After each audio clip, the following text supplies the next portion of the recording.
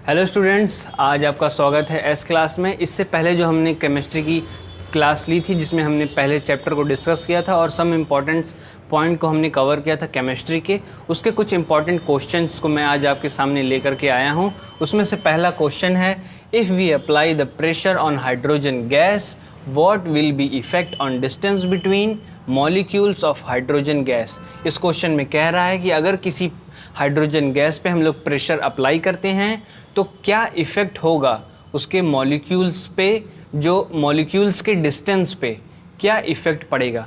तो आप सभी लोग जानते हैं जो भी एलिमेंट हैं उनके बीच में जो मॉलिक्यूल्स होते हैं उनके बीच में क्या होता है, गैप होता है, और जिससे वो एक दूसरे से जुड़े रहते हैं, जिससे वो दूसरे से अटैच रहते हैं। तो इसका क्या आंसर हो जाएगा? इसका आंसर ये हो जाएगा, the distance between the pressure and molecule is directly inversible. That is हम लोग कह सकते हैं कि अगर प्रेशर को इंक्रीज़ किया जाएगा तो डिस्टेंस क्या हो जाएगी, डिक्रीज़ कर जाएगी। अगर प्रेशर को हम लोग इंक्रीज़ करते हैं, प्रेशर को क्या करते हैं, अगर हम लोग इंक्रीज़ करते हैं तो डिस्टेंस हमारी क्या हो जाएगी, डिक्रीज़ हो जाएगी। और अगर इन मॉलिक्यूल्स के बीच, किसके मॉलिक्यूल्स के बीच, हाइड्रोजन गैस के मॉलिक्यूल्स के बीच क्या हो जाएगी, डिस्टेंस डिक्रीज़ हो जाएगी प्रेशर बढ़ाने पर। और अगर प्रेशर को क्या किया जाए, प्रेशर को अगर डिक्रीज़ किया जाए तो जो डिस्टेंस है वो इंक्रीज़ होने लग जाएगी, हाइड्रोजन के मॉलिक्यूल्स के बीच में। इस आंसर को आप लोग अपने कॉपी में नोट डाउन कर लीजिए, तब तक हम साइड हो जाते हैं। उसके बाद हम लोग आते हैं अपने सेकंड क्वेश्चन पे। सेकंड क्वेश्चन हमारा कह रहा है कि under what conditions a gas can be liquefy. मतलब ऐसी कौन सी कंडीशन है जिसमें गैस क्या हो जाए, लिक्विडफाई हो जाए। तो जानते हैं जब गैस को लिक्विडफाई करना है तो उसको ठंडा करना पड़ेगा। तो इस प्रोसेस को हम लोग क्या कहेंगे, इस प्रोसेस को हम लोग कहेंगे कंडेंसेशन। ये प्रोसेस क्या कहलाएगा, कंडेंसेशन कहलाएगा। इस प्रोसेस के थ्रू गैस क्या हो जाएगी, लिक्विडफाई हो जाएगी। अगर आपको ये नहीं समझ में आ रहा है तो आप हमारी प्रीवियस क्लासेस को देख सकते हैं, आपको समझ में आ जाएगा कि गैस कैसे ठंडी होने के बाद लिक्विडफाई हो जा रही है, और इस प्रोसेस को हम लोग कंडेंसेशन कह रहे हैं। आप नोट डाउन कर लीजिए। उसके बाद हम लोग थर्ड क्वेश्चन की ओर बढ़ते हैं। उसके बाद हम लोग आते हैं अपने थर्ड क्वेश्चन पे। थर्ड क्वेश्चन हमारा पूछ रहा है, what is a compound, give 2 reason to support your answer. Compound क्या है और अपने सपोर्ट में 2 रीज़न्स बताने हैं। तो कंपाउंड क्या है, इसके सपोर्ट में हम बता सकते हैं। जैसे एक एग्जांपल हम लोग ले सकते हैं कि हाइड्रोजन H2O, वाटर का एग्जांपल हम लोग ले सकते हैं। वाटर में देखिए ये जो है H2O जो ये हमारा है, ये कंपाउंड है। और इसके सपोर्ट में अगर हमको एक आंसर लिखना है तो हम इसमें क्या लिख सकते हैं कि जो हाइड्रोजन है, हाइड्रोजन का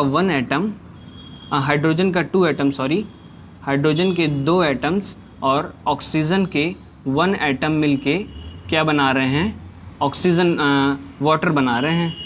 तो वाटर जो है ये हमारा कंपाउंड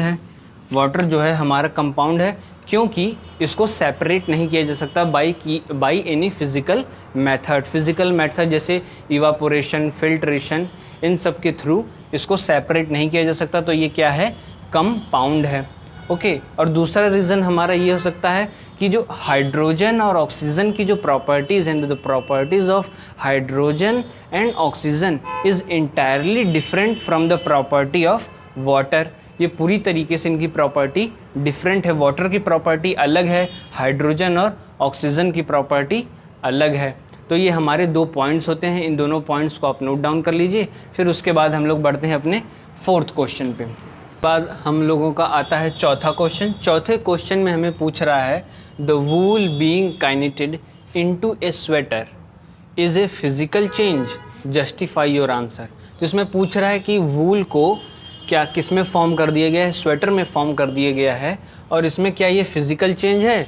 तो यस, ये फिज़िकल चेंज हो रहा है, इसमें फिज़िकल चेंजेस आ रही हैं, पर इसकी जो प्रॉपर्टी है वो सेम रह रही है। वूल जिस प्रॉपर्टी का था उसी प्रॉपर्टी का स्वेटर भी है। तो इसका मतलब there is no any compound is formed, कोई भी कंपाउंड यहाँ पर फॉर्म्ड नहीं हुआ है। और ये जो प्रोसेस है ये रिवर्सिबल है। ये फिज़िकल चेंज क्यों हो पाया है, क्योंकि ये क्या है, ये रिवर्सिबल है। हमें स्वेटर से वापस वूल मिल सकता है। ठीक है। इसके बाद इसको नोट कर लीजिए आप। इसके बाद हम लोग अगले क्वेश्चन की ओर बढ़ते हैं। इसके बाद हम लोग बढ़ते हैं अपने पांचवें और आखिरी क्वेश्चन पे। पांचवा हमारा क्वेश्चन है, which physical state has maximum kinetic energy out of solid, liquid and gaseous. इन तीनों में से किस में सबसे ज़्यादा मैक्सिमम काइनेटिक एनर्जी होती है? तो मैक्सिमम काइनेटिक एनर्जी होती है हमारी गैस में। तो गैस में हमारी क्या होती है? Maximum kinetic energy. ये हमारी मैक्सिमम काइनेटिक एनर्जी किस में होती है? गैस में होती है। गैस के बाद हमारी मैक्सिमम काइनेटिक एनर्जी होती है लिक्विड में। फिर उसके बाद हमारी सबसे कम काइनेटिक एनर्जी होती है सॉलिड में। इसका कारण ये है कि देखिए, गैस जो होता है वो किसी भी डायरेक्शन में, कभी नॉर्थ, कभी साउथ, कभी ईस्ट, कभी वेस्ट, अगर आप उसको किसी खुले वेसल में छोड़ देते हैं तो वो चारों तरफ फैल जाता है। तो उसका जो सरफेस होता है वो पूरी तरीके से फैल जाता है, जो जिस भी वेसल का होता है। तो गैस की क्या होती है? मैक्सिमम काइनेटिक एनर्जी होती है।